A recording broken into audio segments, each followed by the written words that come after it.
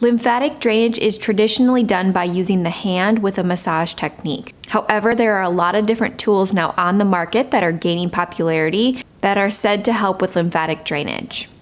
My name is Kelly and I am a lymphedema physical therapist, and I also specialize in oncology and women's health. And in this video, I'm going to review the different products out on the market right now for lymphatic drainage. This is a video in a two-part series. In this video, I'm going to focus more on the tools that are said to help decrease adhesions or scar tissue, improve fascia, or decrease fibrosis. While in the first part, I went through the tools that focus more on lymphatic decongestion and lymphatic flow. And I'll place a link for that video up above and down below.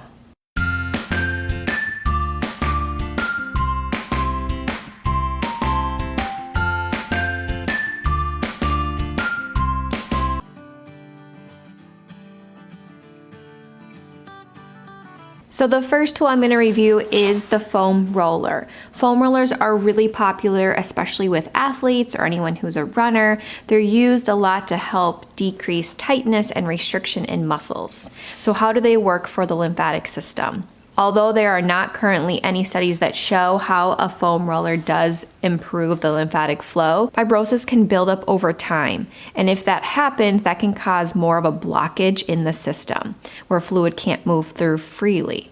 So by using a foam roller, it can help soften some of that fibrosis and that thickened tissue, which will then allow for more fluid to flow through and for the swelling to go down and decrease in volumes.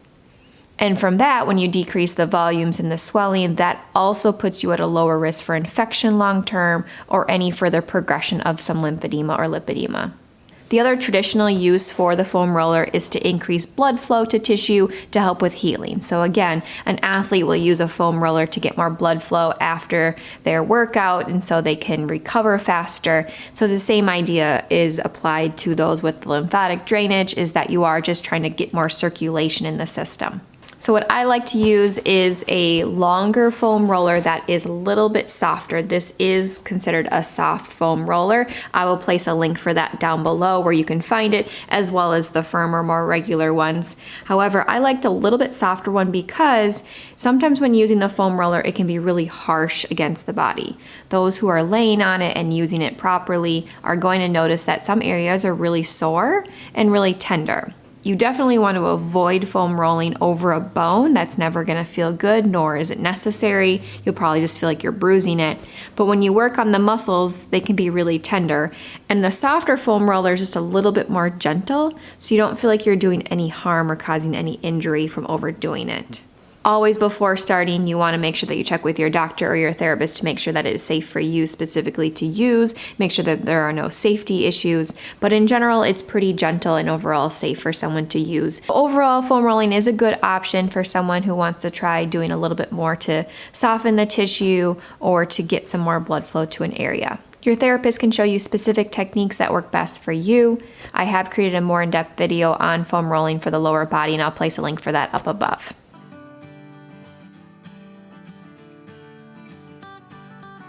The next tool is the same concept of a foam roller, but it's a little bit different. It's going to be the massage stick or the massage roller. The nice thing about the rolling stick is that if someone is unable to get on the ground or they have more upper body issues, which is hard to roll on overall, the stick is going to be a really nice option. I also think this is another option because you can control how much pressure you put, whereas using the foam roller, you're putting your whole body weight on typically, which can get a little too intense even if you are using the softer roller.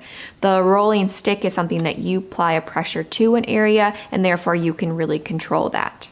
I also think this is really nice for hard to reach areas and anything that would just put you in an awkward angle if you are using the foam roller. It's something really easy to use even while you're watching TV, and you can focus on any part of the body. For me in my job as a physical therapist, I always know that using my hands, I can feel fibrosis really well, and I can know when it's thick and soft and how it's softening. But over time, the hands do get tired, and I don't doubt the same thing is for those who do their self-cares at home. Again, no major research studies are done about rollers for fibrosis, but anecdotally, I do find that this is probably the most beneficial tool.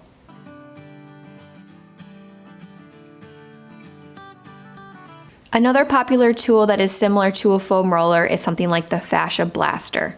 I personally don't use the Fascia Blaster as often because I really like the rolling stick. However, a lot of my patients, a lot of individuals I work with who have lymphedema and fibrosis find this tool really beneficial. It works in areas of fibrosis or any areas that thickened in a similar fashion to help decrease and soften the area. And like the rolling stick and the roller, it's going to help take a lot of pressure off the hands from all the extra hands-on work someone may do. It's generally safe to use as long as you're following your therapist's prescription on what areas to focus on and how much intensity to use it at. So the Fascia Blaster can definitely be another tool for your toolbox because you may find it works well for you.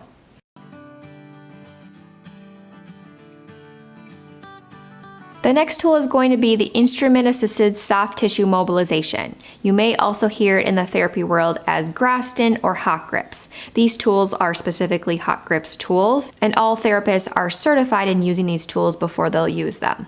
These are typically not something that you can find online, but you can find other variations such as the gua sha tool, which I talked about in the other review or in another video.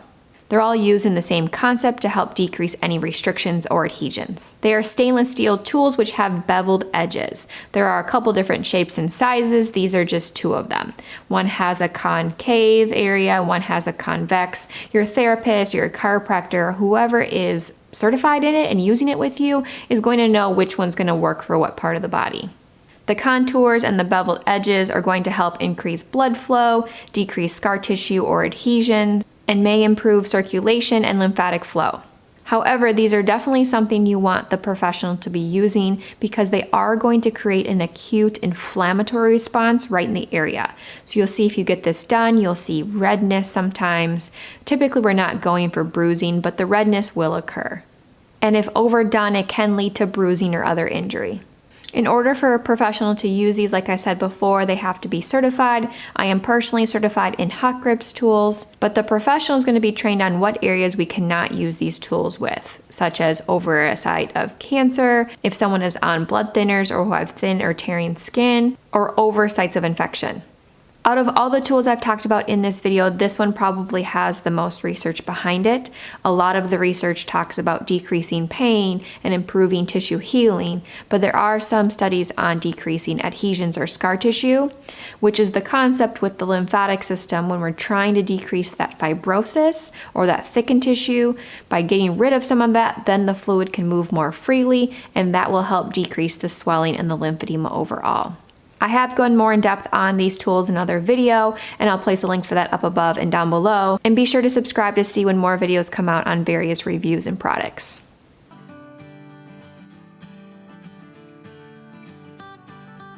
The last tool I'm going to review in this video is the cupping tool. Now, if you watched the first video, I know that I talked about the same tool in that video as well, but I'm going to talk about it in a different way. In that one, I was talking about lymphatic flow and how cupping creates a negative pressure to move fluid through.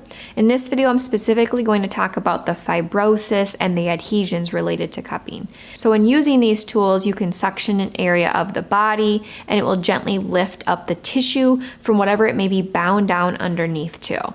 That'll allow you to try to mobilize the tissue in this area with small circles, back and forth, or whatever works well. I have found that if we do this for a couple minutes at a time, you can really actually feel how much softer that tissue is.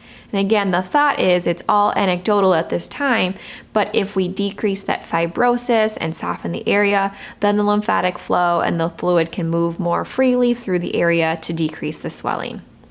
We also want to make sure we're always decreasing the fibrosis to help soften the area to avoid progression of lymphedema or lipedema. The thing I like the most about the tools, just like the other ones, is that it helps decrease the strain on the hands and work into tissue that sometimes is hard to really pick up.